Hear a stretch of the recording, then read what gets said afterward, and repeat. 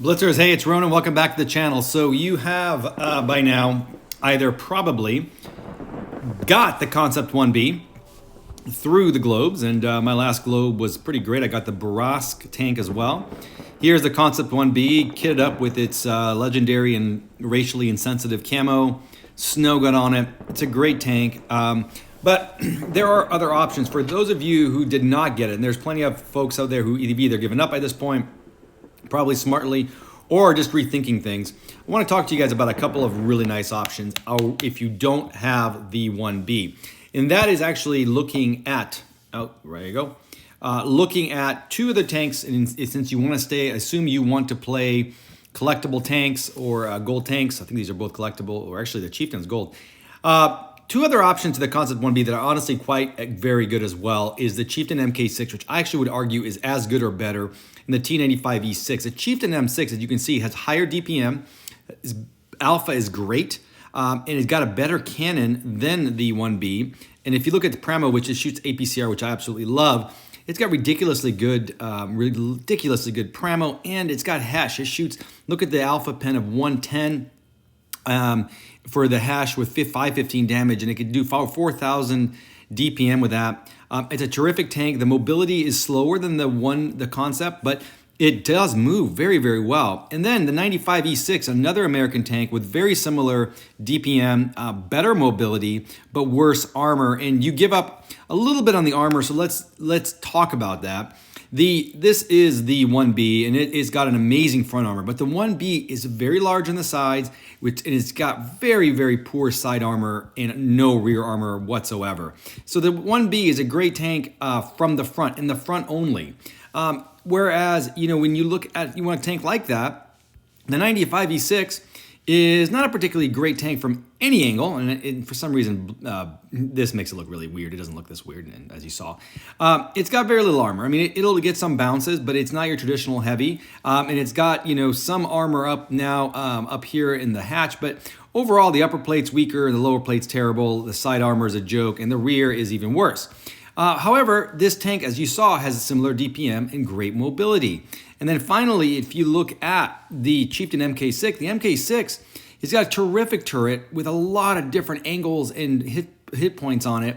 It does have a hatch that's worrisome. It's got a very strong upper plate, and the lower plate is weak. But haul down, both of these tanks have -10. So if you are not getting the 1B and you're all destroyed out there, I have a couple of replays to make you feel better by a couple of our favorite players. So they'll start with the Mk6. This replay is sent to us by Armor Attacker, who Armor went a little bit crazy in this match. As you can see here, he is pushing the A side of Faust and the Mk6. I will say the Mk6, one nice advantage to it too is its low profile. It's basically almost a medium. It really almost is a medium with a huge amount of HP. This was my go-to tank for a long time. Knife shot, knife flanked by Armor there.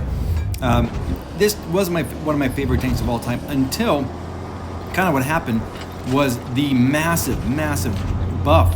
There's high explosive, and you can put that anywhere. Takes a big hit there from the waffle, and there's a tortoise back there. He bounces a shot off the tortoise. I'll talk more about my reason for stopping to play this tank in a second.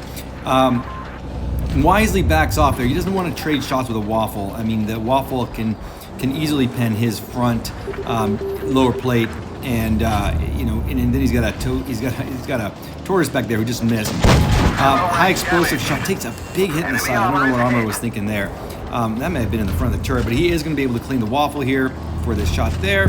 Clears the waffle, and he's got his first kill. But unfortunately for Armor, it's now 4 against 6. So Armor has got to figure some things out here if he wants to have a chance of winning this game. Quickly you realize the tortoise does not have camo, likely a noob. Name is MC Fred, definitely a noob. Tortoise does get another shot. He's using the small cannon on the tortoise, which has a very, very quick reload below our alpha. It's the AT-15 gun.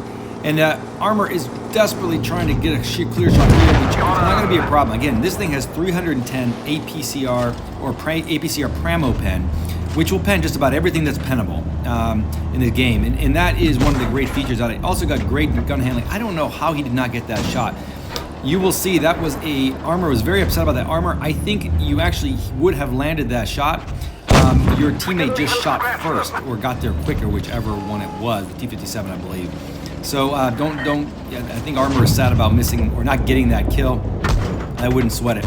Takes another big hit from the E-75.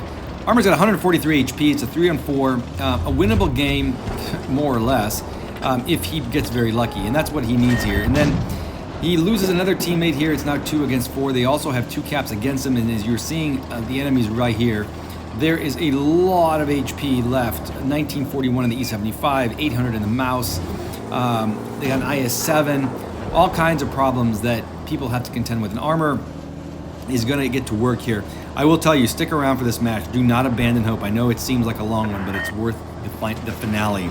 Armor at this point has got 2 kills, 3,200 damage. And I mean, if I were in his position, I would assume this is just a loss. I'm not sure how hard I'd even play it, but it's good that Armor played it here. By the way, if you noticed Armor's snowball launcher there, a nice new feature for those of you who don't have it. It's a fun little thing to add.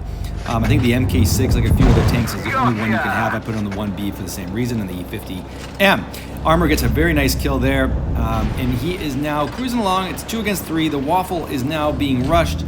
I think Armor correctly just abandoned hope on that Waffle, and hoping that he just does something before he dies. I don't know whether it was worth playing with him or not. One thing to think about would have been to gone to where the Waffle can protect you. And Armor catches the lower plate of the E-75, and of course he catches them on fire. Smart move here by Armor to go for C-cap, because base points are a problem at this point. However, he runs through the base. Why? Because he knew the E-75 would be right there. Max roll 500 into the, looked like it was in the upper plate or something of the E-75, maybe into the turret. Another shot there, I don't know what this, and then an incredibly fortunate bounce, I think from the Mouse there, and a clear shot of the E-75. The Mouse was back there somewhere. I think that was quite a very, very fortunate bounce, and then honestly fortunate that he didn't get shot again. Armor is doing some reverse side scraping here. Not good to do with the Chieftain. You have a huge ass that's got like 20 millimeters of armor, but hey, whatever works. So Armor finds the IS-7 still alive, plows him with Pramo, I believe, or may have been just basic APCR. Doesn't even scope it in. Armor is famous for not scoping in because he likes the way the shots look. I hear you, Armor, but that was, in my opinion, a lucky fucking shot on an IS-7 that's got Armor through the teeth. Armor is making his moves around, and this is where I don't understand how this game. I looked at this player, Shank from Shank. Guy did like 2,900 damage. He's not a bad player. I mean, no, not a good player. He's a shit player. Armor makes a very smart decision here, though. He's got to get to D because he cannot lose. He can't just. He's got 143 HP. Mouse can probably clear him with 2 high explosive shots to the side, or maybe 1 high explosive to the side. He's got to get near base D because of the points. And here we go. Armor's just got to make this work. And this is where, you want the 1B. I understand that. But look at what the Chieftain can do. This thing was just for sale for like 11,000, I hope, gold. So if you have it in your garage and you're dying for a 1B, just take this thing out instead. It's fantastic. Another shot, 523 damage. Minus in gun depression allows you to side hug the Mouse and clear him very nicely right there. Look at those 3 holes. That was a hell of a finish, Armor. That destruction of the Mouse was frankly epic. And 71 damage by Armor, 6 kills. So that 1 stolen kill from the T-57 Heavy, I think, again, was not a miss. Anyway, this was the Mouse. He was not a good player. That helped, but still, one hell of an effort, one hell of a job there by Armor. So that is the Mk6. Now, let's see. Gent is playing the T95E6. Now, I will tell you, I hate this tank. The reason I hate the 95E6, and by the way, Gent, I have the same camo on mine, I'm sorry. The reason I hate it is because I have had some horrific games. One of them I'll never forget was with Linus. We played a good team, maybe from Hated or something, and I don't remember the clan. It was during the American Challenge to get aces, and I'm playing this tank. I was dying to get aces. I don't even know if I had my first one yet. And I was at about 5K plus damage. It was a mastery game for sure with a win. And I had a one-on-one with a guy from Hayden, a VK90. I could not pen him. You know why I couldn't pen him? VK90 is troll as fuck. But the reason I couldn't pen him is this stupid tank shoots heat, and he kept on side scraping, and I couldn't get him in the tracks thanks to the heat. So that's one of the things I don't like about this tank, but it's a heavy It's a heavy medium. You got a lot of HP, 2,300 to be exact. That's 2,438 HP. That's a lot of HP. No mediums in the game have that. So what I think you have a great benefit here is having, even after the kind of the nerf of the HP of the heavies that happened a few updates ago after a massive buff, you still just have about 300, 400 more HP than your average really good medium. And that makes a big difference. You see how Gent is working. I think Gent's not playing this like a medium, he's playing this like a heavium. You know, he's in an aggressive position. This thing has minus 10 gun depression. It will bounce shots from that distance from the E100. The E100 is not going to be accurate enough to hit it. Of course, Gent's teammates are dying now. They're with a Moushin, so I mean, of course they could get lucky, right? The E100 he's going to look here, but he's just not. The probability of getting hit right there is lower than Gent getting a shot into the cheek of the E5. And this thing's got a terrific cannon, and as I showed you earlier, great mobility. So you can play this on a hill like this, ridge like this all day long. It's not a haul down where you can just poke your turret out and just, you notice that Gent, when he sees someone aiming at him, he backs up.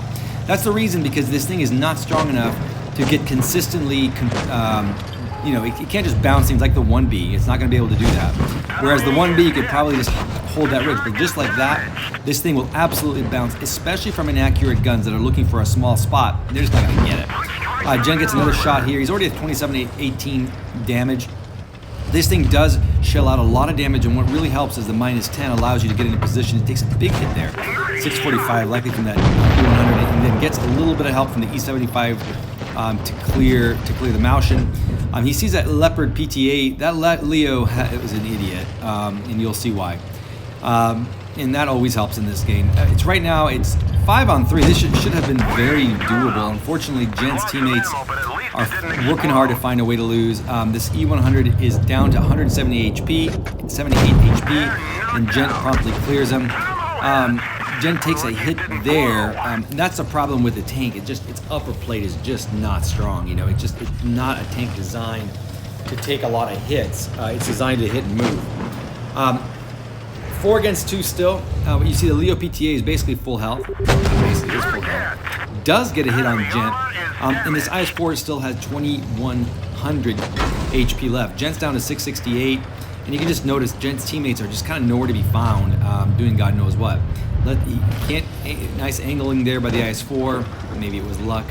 Not sure. E75 is going around. It takes a hit on the E75. The IS-4 clears Gent's teammate, the T92. Gent gets a really nice shot there right between the drive wheel and the hull. And then the IS-4 over here is attacking. He's just gonna go after this Skoda, who God knows what the hell was doing over there. I think he was trying to, I really don't know. Gent uses the opportunity. He knows the Skoda is gonna go down, but he uses the opportunity to get one shot into the IS-4 and getting them to be a one shot, and he is cleared. The E75 is still back there doing God knows what. Gent takes a hit here. This game would have been a loss if it wasn't for the E75 was too stupid to do anything. This guy rams a heavy, loses 600 HP. Gent gets a bounce from the hatch and clears him for a win. 6,500 damage. 65 plus 100 damage, I should say. I think it's going to be 650 or so, 6,500 to the map, to the point. Huge carry by Gent. I don't think our friend here would have carried it, but who knows? The guy in the Leo PTA was certainly no brainiac. Well, so, you know, bottom line is there are some great, you see Gent, this is my camo too. Oh, by the way, if you have this tank, it's got a great legendary camo I just saw, if you're into that kind of thing, the Piranha, because there's a lot of piranhas in North America. I'm kidding. Kind of a cool tank, stupid looking fish. Wheeler probably has it. And so, you know, bottom line though, when the E5 had a huge buff, I stopped playing the Chieftain. I really did. I felt like the Chieftain was no longer what it used to be. And in the Chieftain, it was made irrelevant. But now with the massive nerf of the E5 and the inability to get the 1B, I would highly, highly consider, if you don't have it, to get it next time it's for sale. The Chieftain and the T95E6 is also very, very strong. Thanks for watching.